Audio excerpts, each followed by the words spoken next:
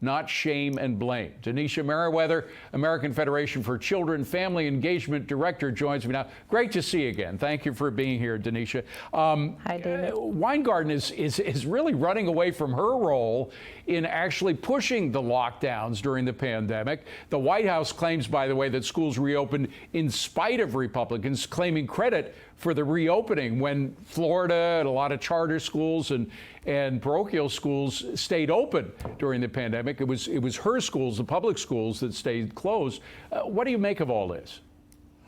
Yeah, the audacity of Randi with this letter that she wrote. You know, she did a lot of finger pointing. She pointed her finger at Secretary DeVos and President Trump, and she tried to cloak it over with saying, you know, don't blame teachers. And to be quite frank, the piece that the Wall Street Journal wrote was not talking about teachers. It was talking about her. And That's so right. for her to try to flip it around to say that, you know, we're blaming teachers, shaming teachers. The letter was not about teachers. It was about her in her cahoots. Quite frankly, like Corey DeAngelis mentioned in his exposés of her on Twitter, her cahooting with the CDC to keep schools closed.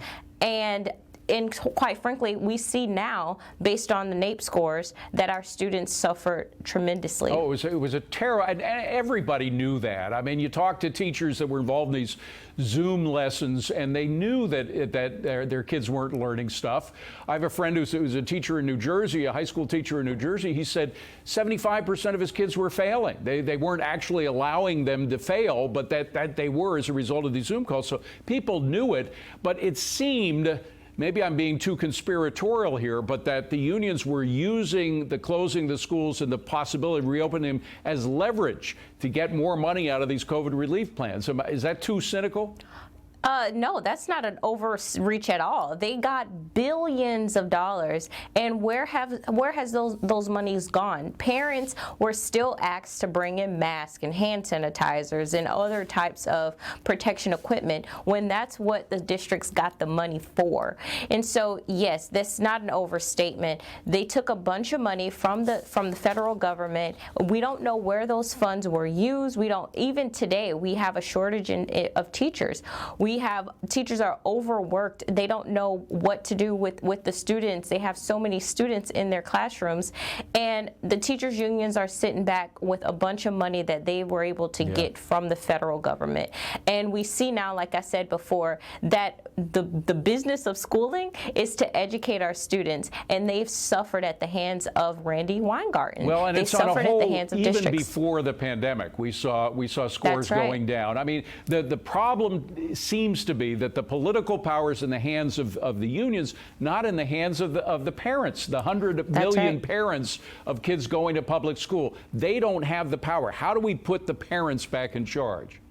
We saw in Virginia where parents were frustrated with being babysat over a computer screen, and they spoke out. They spoke up, and they got their governor elected. And that's how we empower more parents. Parents are, quite frankly, frustrated with how the districts are running schools, and they are leaving by the hundreds, by the droves, to go to schools of choice. So how we empower parents is provide them with more funds to get school choice in their hands.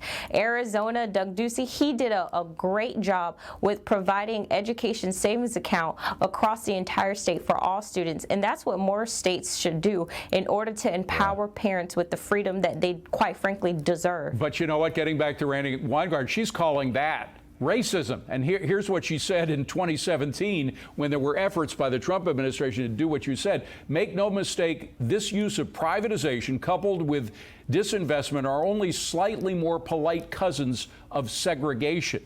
Is school choice racist? As founder of Black Minds Matter, school choice is not racist. School choice gives especially our black and brown students, the freedom to choose the best school for their kids. We see in examples such as Florida, where test scores in reading and math have risen thanks to school choice. And on the flip side, now that we see these NAEP scores, reading scores have gone down twice as much for lower income minority students in the district schools. So which one is racist? A system that allows people able to choose freedom and have intellect as a result, or a system that forces them to stay behind a system that does not allow them to be educated. I wish I could ask Randi Weingarten that specific question. Maybe we could have you on with her some point. Denisha Merriweather, great to see you. Thank you for being here. Thank you, Appreciate it. David. We'll be right back. Stay with us.